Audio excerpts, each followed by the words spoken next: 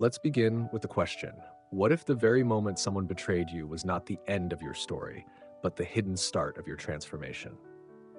This idea may sound impossible in the immediate aftermath of heartbreak, lies, or abandonment. Betrayal can feel like the world collapsing under your feet. It leaves you stunned, questioning your own worth, wondering how you could have missed the signs. The silence that follows is deafening. Yet, history, philosophy, and human resilience all point to a deeper truth. Betrayal is not always destruction. Sometimes it is redirection. Sometimes it is the razor that cuts away illusions, false loyalties, and unhealthy attachments, leaving behind the raw, unvarnished you. In this journey, I will not simply repeat the Stoic lines about pain and endurance. Instead, I want to walk with you through real examples, psychological insight, and philosophical lessons while weaving in my personal commentary. This way, you don't just hear about Stoicism, you feel its relevance to your life, your healing, and your future power. Number 1. When betrayal hits. The shattering of illusions. Betrayal never comes from strangers. If a person on the street mocks you, insults you, or ignores you, you may shrug and keep walking. But when it is a partner, a lifelong friend, a trusted colleague, or a family member, the damage cuts far deeper. It is not simply the act itself. It is the collapse of belief. You thought loyalty was mutual. You thought love would shield you. You thought respect was a given in the bond. When the mask falls, you don't only lose the relationship, you lose the illusion that goodness is always reciprocated. That is why betrayal feels soul-crushing. It forces you to confront uncomfortable truths. Love is not always protection, loyalty is not always returned, and good people can still be wounded. I remember a friend of mine, let's call her Maya, who poured herself into a relationship for 5 years. She sacrificed opportunities, overlooked flaws, gave endless support. Then one day, she discovered he had been living a double life. Her devastation was not only about his actions, it was about the betrayal of everything she thought was safe. How could I not see it? Was I blind? She asked me. That's the universal wound of betrayal. It makes you doubt yourself. But here is the first Stoic correction. You were not naive, you were genuine. The failure was not in your honesty, but in their inability to honor it. 2. Stoic lens. Pain as a teacher, not a sentence. Marcus Aurelius once wrote, "If you are distressed by anything external, the pain is not due to the thing itself, but to your estimate of it." In other words, the event, the betrayal, is not what defines you. What defines you is the story you attach to it. You could see betrayal as evidence that you are unworthy, foolish, or unlucky. Or you could see it as the world giving you new material to build strength. The Stoics were not emotionless statues. They felt pain, anger, and grief like the rest of us. The difference is that they transformed the pain into clarity. They understood that to lash out, to beg, to seek revenge, these are all responses that tether you to the betrayer. But to turn inward, to breathe, to cultivate dignity, that is the way forward. When betrayal comes, pain is the first teacher. The cut may bleed, but in the bleeding is an opportunity to decide how much power you will let another's actions hold over your peace. 3. Silence, the weapon they never expected. Betrayers often expect drama. They expect you to chase, to scream, to prove your worth, to play defense. They anticipate the theater of guilt and anger, because in that chaos, they still hold control. But silence, true, intentional silence, terrifies them. Why? Because silence is not passive. Silence is strategic. They cannot twist words you never spoke. They cannot manipulate a mind that no longer plays their game. They cannot regain control over a person who has vanished into dignity. I recall another story, this time about a woman who discovered her fiancé had been cheating on her with a coworker. Instead of exploding, she quietly moved her belongings out, blocked his contacts, and disappeared. 6 months later, she was living in a new apartment, healthier than before, pursuing studies she had postponed. He, meanwhile, spiraled, posting vague comments online, seeking sympathy, eventually trying to reconnect. But her silence was permanent. That silence was not weakness. It was sovereignty. Silence is not about pretending nothing happened. It's about declaring that your peace is more important than proving your pain. 4. The psychology behind betrayal. Why do people betray? If you've been betrayed, you've probably asked this question over and over. Why me? Why now? The truth is that betrayal often has less to do with you than with them. Many betrayals stem not from hatred, but from fear. Fear of your growth, fear of your stability, fear of losing control over someone who was once easy to manipulate. Some people thrive on chaos. They feel alive only in cycles of drama, insecurity, and control. When you begin to grow, to set boundaries, to raise your standards, they panic. You become a mirror, reflecting all the parts of themselves they don't want to face. Instead of confronting their inadequacies, they run, they sabotage, they betray. It is tempting to internalize betrayal, to think, maybe I was the problem, maybe I care too much. But the reality is this: your caring was not the issue. Their capacity to receive it was. You were stable in a world addicted to instability. You were consistent in a culture that rewards convenience. That contrast frightened them. Number 5, real-world illustration. The friend who couldn't handle your growth. Let me ground this with a concrete example. A man I knew, let's call him Daniel, had a close friend since childhood. They struggled together, celebrated small victories, leaned on each other in hard times. But as Daniel matured, his priorities shifted. He started investing in healthier routines, reading philosophy, distancing himself from gossip and drama. Suddenly, the friend became distant. He started mocking Daniel's changes, claiming he was pretending to be better. Eventually, he turned to subtle betrayals, speaking behind Daniel's back, minimizing his successes. Why? Because Daniel's growth reflected what the friend refused to do. Betrayal here was not born from cruelty, but from insecurity. The Stoic response: don't take it personally, take it seriously. Recognize that sometimes betrayal is not about your flaw, but about their fear of being left behind. Number 6, betrayal as protection in disguise. Here lies one of the most liberating Stoic insights. Betrayal, painful as it is, can be protection in disguise. Think about it. If someone reveals their disloyalty, they are removing themselves from your table before they poison your food. Their departure, however dramatic, spares you from investing more years into a relationship that could never honor your worth. I've seen this play out time and again. One woman I coached was devastated when her business partner abruptly cut ties and stole clients. For months, she agonized over the betrayal. But as time passed, she realized the partnership had always been shaky, reliant on her energy while the other coasted. The betrayal forced her into independence. Within a year, she rebuilt stronger than before, without the dead weight of someone who never truly respected her. Sometimes life subtracts for your protection, not your punishment. 7, the power of indifference. To many, indifference sounds cold, but in Stoic thought, indifference is not apathy, it is mastery. To be indifferent to betrayal does not mean you feel nothing. It means you no longer allow another's actions to govern your peace. When you stop reacting, you reclaim your life. You decide not to waste energy proving your side, correcting their lies, or begging for understanding. Instead, you invest in yourself: health, learning, creativity, relationships with those who value you. The betrayer may circle back. They may try to test if they still hold power. But when you feel nothing, no hatred, no craving, no need for revenge, you are free. 8, the psychological karma they cannot escape. We often talk about karma as if it's mystical, delayed justice from the universe. But there is also psychological karma, the natural cause and effect that emerges when people act dishonorably. Someone who betrays repeatedly builds a reputation. They create instability in their relationships, loneliness in their personal life, paranoia in their mind. They struggle to trust because they know they are untrustworthy. They chase validation but never find peace because they sacrifice the one thing that could have anchored them: integrity.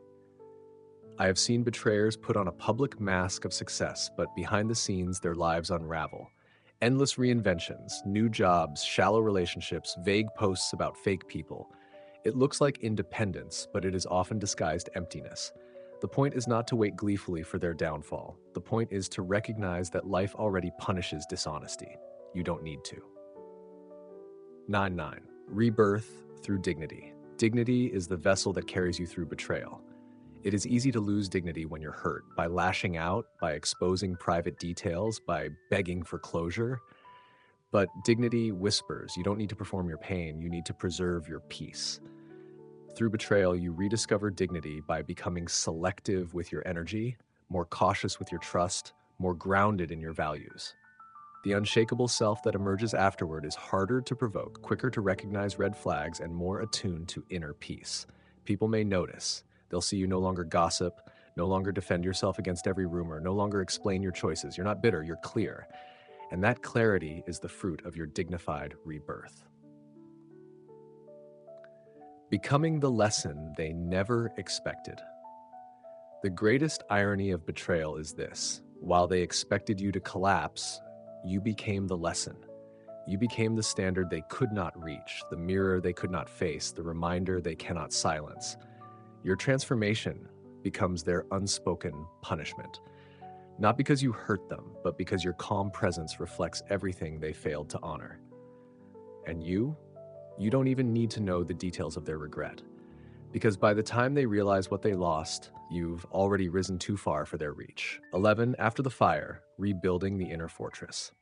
Once betrayal has burned through your life, what remains is the ash of the old self. The trust you gave too freely, the illusions you clung to, the walls you forgot to build, all of that is gone. But ash is not the end. It is soil, and from it, a new fortress can rise. The Stoics often use the metaphor of the citadel, the idea that inside each person is an inner fortress no external event can penetrate. Betrayal teaches us to find that fortress. When people prove unreliable, we anchor ourselves to something indestructible: our principles, our values, our reason. Your fortress may take the form of morning rituals, private journals, new communities of loyalty, or simple silence that guards your thoughts. But one truth remains: after betrayal, you never again hand the keys of your peace so easily to another. This is not cynicism. It is clarity. The walls are not built to keep out love, but to keep out poison. 12. The Stoic practice of negative visualization. The Stoics had a discipline that seems almost shocking today: premeditatio malorum, the premeditation of evils. They would imagine betrayal, loss, or failure before it happened, not to invite suffering, but to immunize themselves against it. If you rehearse betrayal in your mind, then when it arrives, you are not shattered. You recognize it as a possibility you had already faced. The surprise is reduced, and with it, the sting.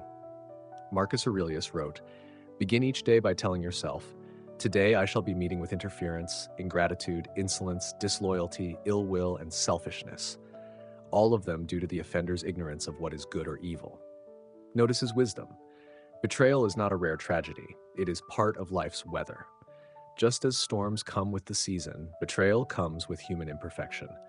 The gift of this exercise is that it removes the personal sting. Betrayal stops being about you and becomes part of the larger human condition. 13. The quiet strength of endurance. We often glorify grand gestures of revenge or loud declarations of healing, but there is another kind of strength: quiet endurance. Endurance is not resignation. It is not allowing betrayal to turn you bitter. It is the willingness to keep walking even when the path feels heavy. It is rising each morning with a simple determination to keep your dignity intact. Epictetus, once a slave, endured both betrayal and cruelty. His response was not to crumble, but to sharpen his will. No man is free who is not master of himself. Endurance is mastery. It means no matter who leaves, who lies, or who betrays, you remain unbroken. You continue.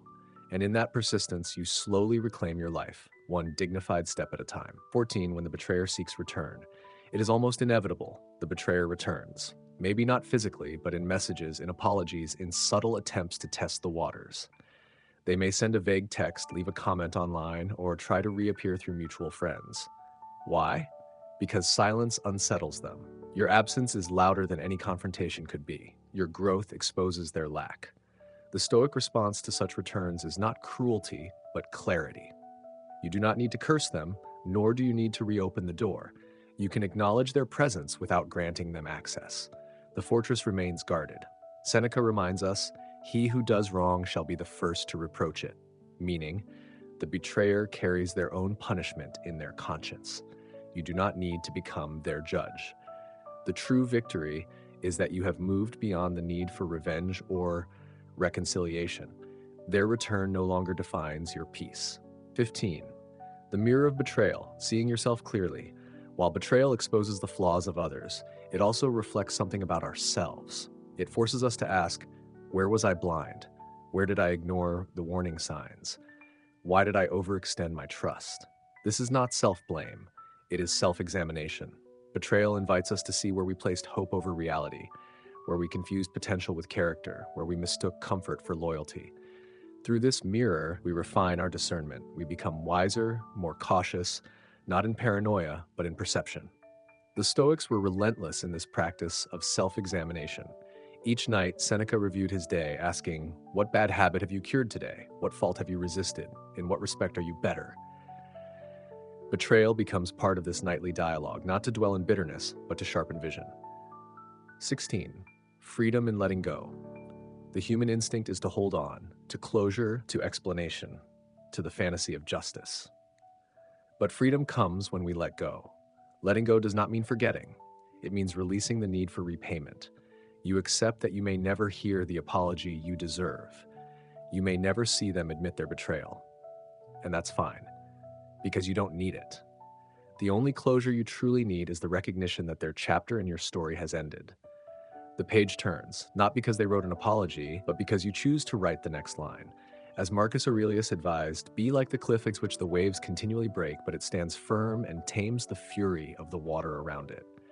Letting go makes you the cliff. The waves of betrayal crash, but they cannot move you anymore. 17. Choosing your circle with new wisdom. After betrayal, it's natural to fear intimacy, to hesitate before trusting again. But life cannot be lived in isolation. The solution is not to shut the gates forever, but to choose with wisdom. The Stoics remind us that virtue recognizes virtue. When you walk with integrity, you attract others who honor integrity. Betrayal filters out those unworthy of your trust, leaving space for people who mirror your strength. Aristotle, though not a Stoic, spoke of friendship as two souls striving for virtue together. That is the ideal. Not convenience, not gossip, not comfort, but growth. Your new circle becomes your armor.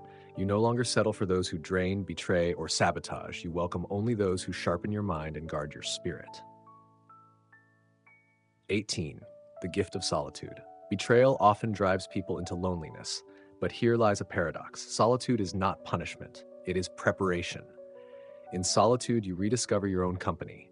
You learn to sit in silence without fear. You realize you are not defined by constant connection. Epictetus taught that a wise person is self-sufficient, not in arrogance, but in strength. Betrayal pushes you into this realization. The one you thought you couldn't live without leaves, and yet you live. You rise. You breathe again. This discovery is liberating. You no longer fear abandonment because you know you can stand alone. And from that strength, future connections are chosen freely, not desperately. The Stoic warrior of the soul. Think of betrayal as a battlefield. The weapon they used was deception, but the weapon you develop is resilience. You become a warrior, not in violence, but in soul. The Stoic warrior is disciplined, not reactionary. They feel pain but refuse to be controlled by it. They are betrayed but never broken. Each wound becomes armor. Each scar becomes a lesson. And soon, the very battlefield that was meant to destroy you becomes the training ground of your invincibility. 20. Your transformation as their unforeseen consequence. Here lies the ultimate irony. They betrayed you thinking it would break you. They thought you would crumble, chase them, or collapse into despair. Instead, you transformed. You built a fortress, found your solitude, discovered clarity, refined your circle, and strengthened your soul.